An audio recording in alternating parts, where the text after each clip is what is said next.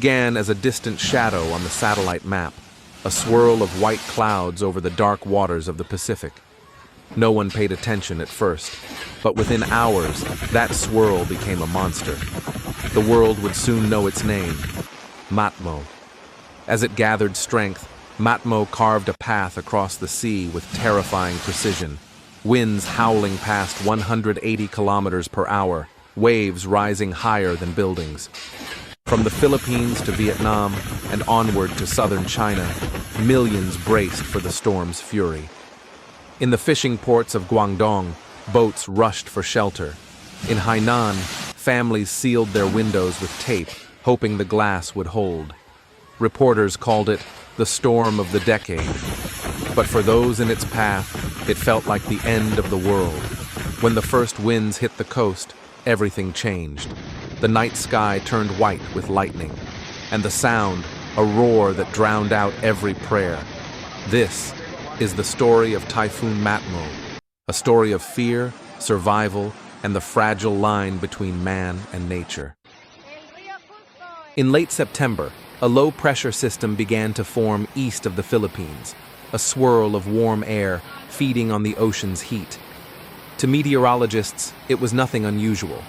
The Pacific births hundreds of such storms every year. But this one was different. Within 48 hours, the storm intensified from a mild tropical depression to a Category 4 typhoon. Satellite images showed a perfect, terrifying eye, spinning faster with every passing hour. The sea's surface boiled under its power. Ocean temperatures of 30 degrees Celsius turned the typhoon into a living engine. Local fishermen called it the beast that drinks the sea. News channels began to track its path, warning, Typhoon Matmo is heading west, and it's growing stronger. By October 3rd, the storm had doubled in size. Its spiral arms stretched nearly 800 kilometers across, large enough to swallow entire nations. The question was no longer if it would make landfall, but where and how many lives it would change forever. October 5th. The sun rose over southern China beneath a sky that looked deceptively peaceful.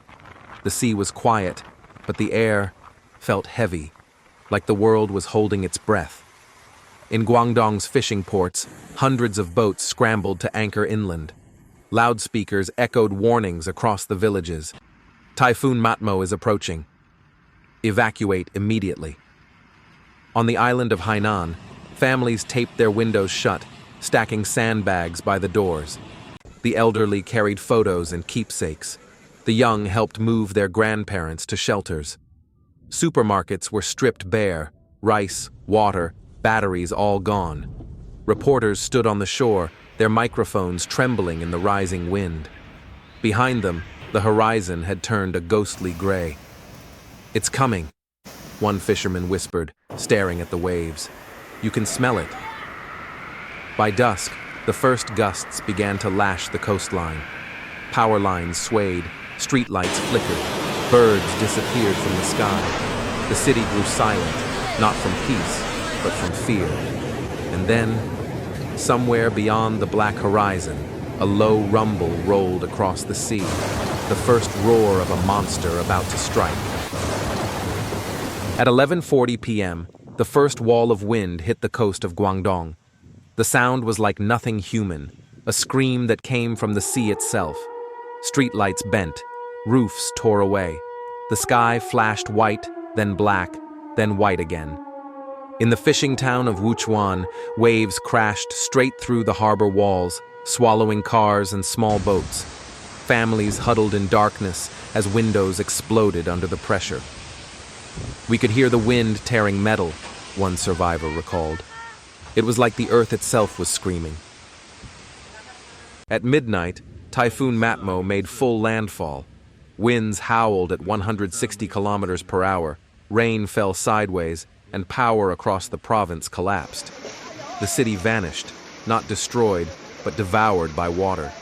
Entire neighborhoods were submerged within minutes. Emergency crews tried to reach stranded residents, but even armored trucks were overturned. Helicopters grounded, radio silence. Inside shelters, Hundreds prayed by candlelight. The walls shook, the candles flickered, and outside, a chaos no one could see. At 2:15 a.m., everything stopped. The wind died. The rain paused. People peeked outside, the eerie calm of the typhoon's eye. But the silence didn't last. Within minutes, the second wave struck, even stronger than before. By dawn, the coast was unrecognizable. The streets had become rivers, homes shattered.